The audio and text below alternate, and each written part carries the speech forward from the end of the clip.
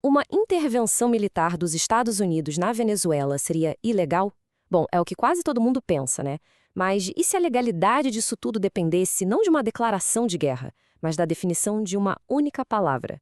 Nesta análise, vamos explorar um argumento jurídico bem diferente, que vira essa história de ponta cabeça. A narrativa que a gente vê por aí é bem clara, né? Se ligar à TV, abrir um jornal, a história é sempre a mesma.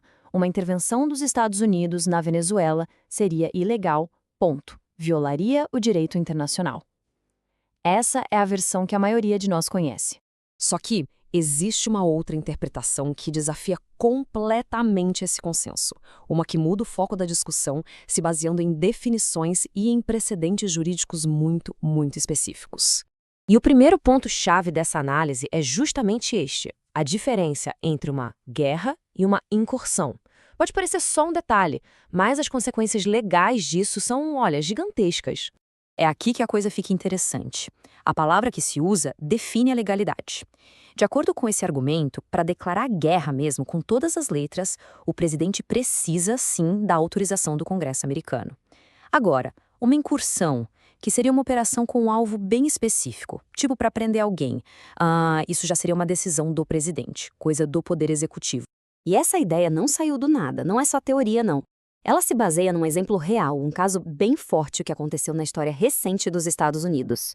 O caso em questão, a operação para capturar o Osama Bin Laden.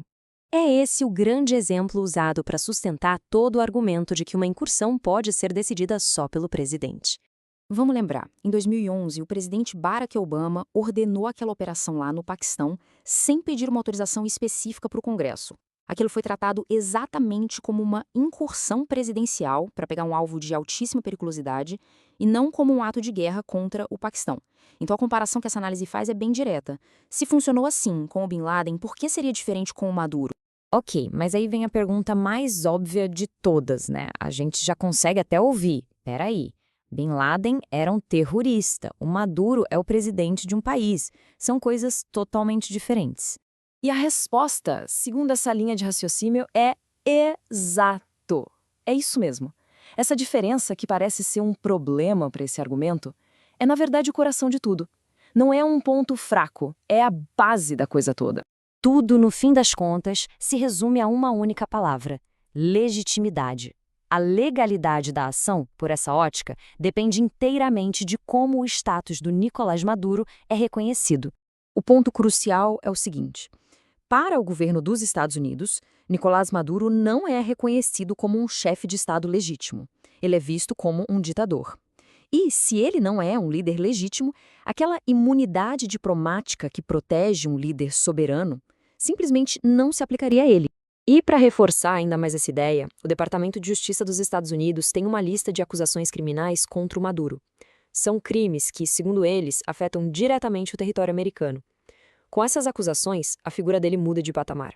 Aos olhos da lei americana, ele deixa de ser um presidente para se tornar um criminoso procurado. E essa frase aqui resume bem a lógica da coisa. A ideia é que, bom, só porque alguém tomou o poder num país, isso não pode virar um escudo para sempre contra a justiça criminal. Pensa bem, se o Bin Laden tivesse conseguido tomar o poder em algum lugar, ele ganharia imunidade?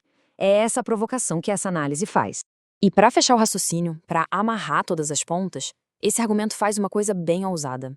Ele redefine um conceito fundamental do direito internacional, que é a soberania nacional. E essa talvez seja a parte mais polêmica de todas. Nessa visão, a soberania não é do Estado nem do governante. Ela pertence ao povo. Então o raciocínio é o seguinte: se um regime é tirânico e oprime seu próprio povo, ele mesmo já violou a soberania do seu país. Sendo assim, uma força de fora não estaria violando uma soberania que na prática já não existe mais. O que nos leva à conclusão final de toda essa linha de pensamento. Uma incursão não estaria violando a soberania, pelo contrário, seria o ato que criaria chance de devolver a soberania para quem ela pertence de verdade, o povo venezuelano. É uma virada de 180 graus na história que a gente costuma ouvir. Então, fica aí a questão para a gente pensar. O que essa análise mostra é que, no fundo, por trás de toda a discussão sobre o que é legal ou ilegal, talvez a pergunta mais importante seja outra. Afinal, o que faz um governo ser legítimo? E de quem é a soberania de verdade? É uma pergunta que vai muito além só do caso da Venezuela, não é mesmo?